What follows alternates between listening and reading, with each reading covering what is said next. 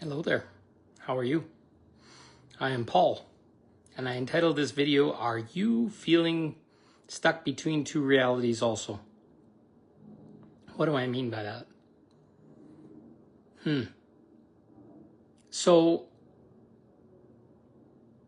there's a split happening in 3D reality or duality. Duality is kind of separation from our divine source and our divine creatorship, and we've been on a journey for a long time to be in duality, to be split from our God source and our abilities of direct manifestation and other things, to have a human experience or a avatar level experience, whatever you want to call it.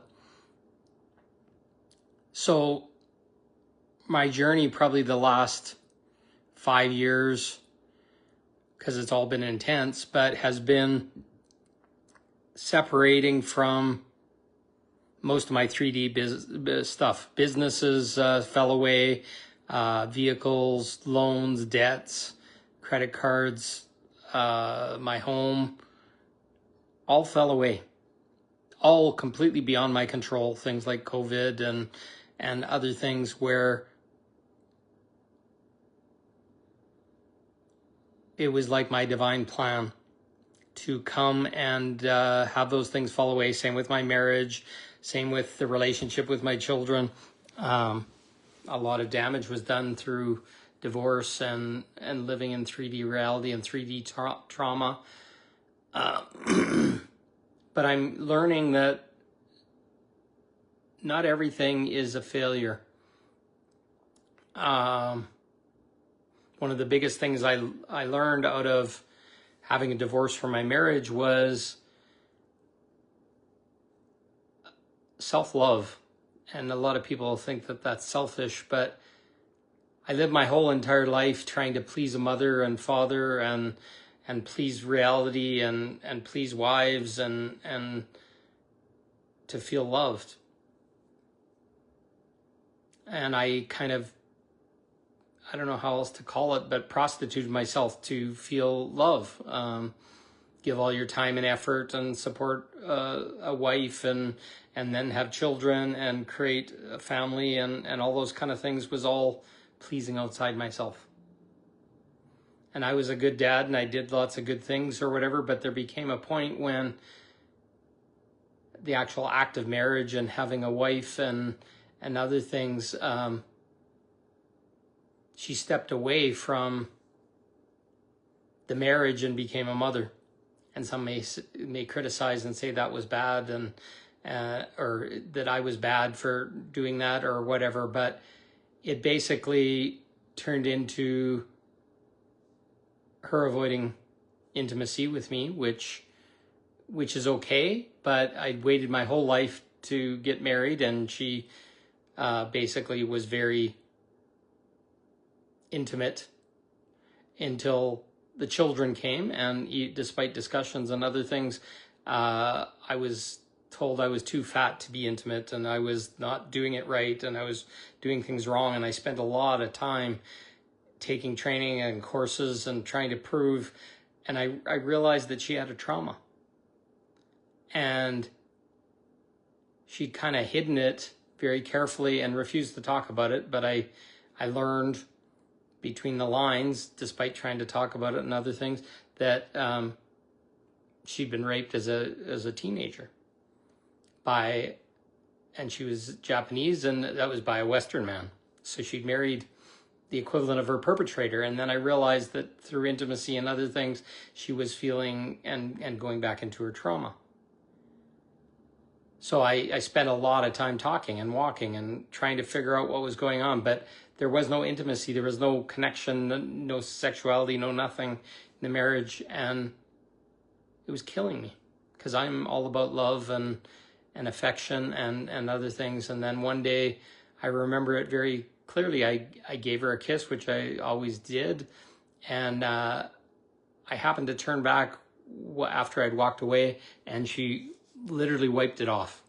And then and I knew it was all a lie. So I suffered for a very long time in trying to figure out what was going on and what I did wrong and what I could do better, and which wasn't about me, it was all about hers. So the only choice that I could make was to choose me. So now I walk in everyday life outside of typical reality, outside of jobs, outside of having a small business, outside of being a healer, outside of all this kind of stuff. And I sit with being me, which is the biggest act of self-love I've ever done, having a lot of spare time when my leg kind of swelled up and I had that medical stuff going on. I had to sit still for a long time with my leg up and just be with myself. And there was so much anger and anguish and tears and frustration and stuff that came from my story in my past, and I'd given up on myself. And I kind of stepped out of traditional 3D reality. It's not about chasing a job and sitting in traffic and paying my bills and all this kind of stuff, even those things still exist there. I found a way to exist outside that reality. And it gives me an opportunity to spend a lot of time with myself and a lot of introspection and a lot of self-meditation and self-worth assessment. And I realized on a lot of it that I'd given up my self-worth to please a wife, to please a reality, to please the fucking darkness that's on the planet. Now it's reconnected. So I've had to do a self-evaluation. And I've realized that the old reality that I walked in, being a job, being a father, trying to please a wife, trying to be a good person, tried to pay all your bills, tried to meet all the expectations of the world, I was failing at. Because I was never meant to do those things. So as I look more, I look at what I feel in my heart, what the tensions I have in my body. I've been realizing these last few days, I have this myofascial tension. It's just like bracing for impact and waiting for the next bad thing to happen and shit to continually pummel me. But I've relaxed that now. And I see it and I'm like, what the fuck was that? And I'm really seeing I'm not defined by my past. By my past, I'd look at all the failed relationships and the marriage and the time with my kids missed out on and other things. And it's all perfect in a way. It had to happen. It had to get me back to finding myself. And it actually, I've seen it happen in many other people that have had divorces about parents and other things. I've seen how a resilience has grown. And this isn't an excuse to say that that thing probably shouldn't have happened if I was the pleasing type and fixing and saving everybody or whatever, but it had to happen to get me to this place of self-awareness, of them being self-sufficient and self-resilient. The hardest things I've ever gone through as a man, as a human being, is the pain and suffering of love and heartache and love built from attachment and codependence and trauma. And to keep stepping back and keep choosing a better way instead of just trying to pour my heart out to please other people and to end their suffering and make them feel safe or whatever when I don't even feel safe myself. What a scam. So I keep looking inward. I see a 3D reality that's trying to pull me back in and says, you got to be this and you got to be that and you got to do this and you got to have a job and you got to please everybody and pay your taxes and tilt. So I'm now standing in between that, looking for my needs to be met, my reality, my relationships, all based on unconditional love rather than conditional love and directness and clarity and play and fun and not bondage and all this stuff. And I'm kind of feeling stuck right now because I don't know how to get the rest of that stuff. All I know is I don't want the old stuff. I don't want to continue in these loops of fucking money and chasing and having a house and pleasing and having wives and making them happy by me just going and making an income so she can spend time with the kids and do things. And it's all distorted. It's always been about us having a life of our own, having choices of our own, being clear with people, not trying to please, being direct and building truth and trust and comfort with a person by our truth. Why should a man have to support a woman? Why should a woman have to support a man? Why do we do these things that TV tells us to do and religion says that is a good thing? And why does half of someone's income or money have to be taken? I married at 30 years old. I had my own house and other things. She didn't bring a penny. She came from her country completely abandoned, and at the end of the marriage, half of everything I've ever earned was hers. What a slap in the face. And I shouldn't have to have prenuptial agreements. I shouldn't have any of this stuff. But I gladly gave it to support my kids and all this kind of stuff. Now she's successful and has her own business and everything worked out, but I got smashed. I worked for almost 30 years as an engineer, making a very good income and doing great. And with COVID and the destruction of my business, and it all disappeared overnight.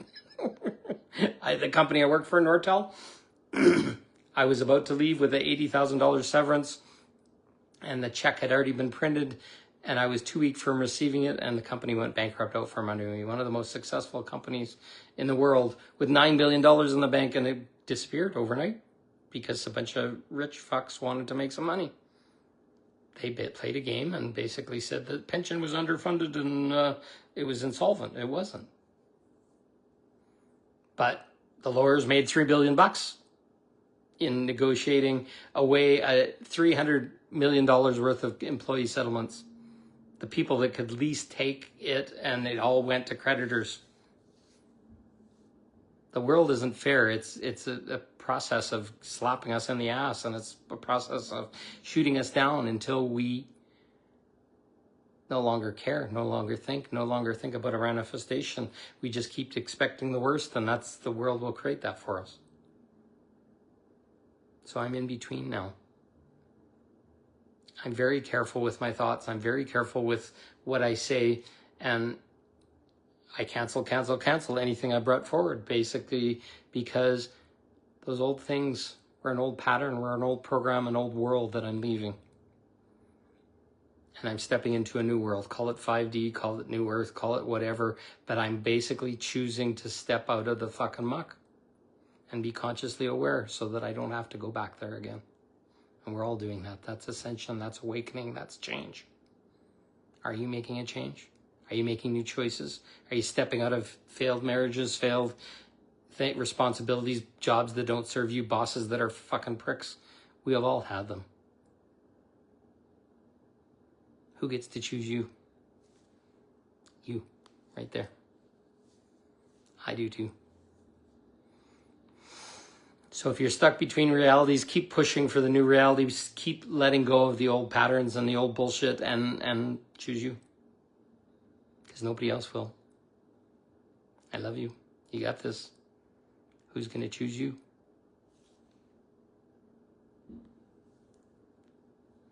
I love you. Talk to you soon.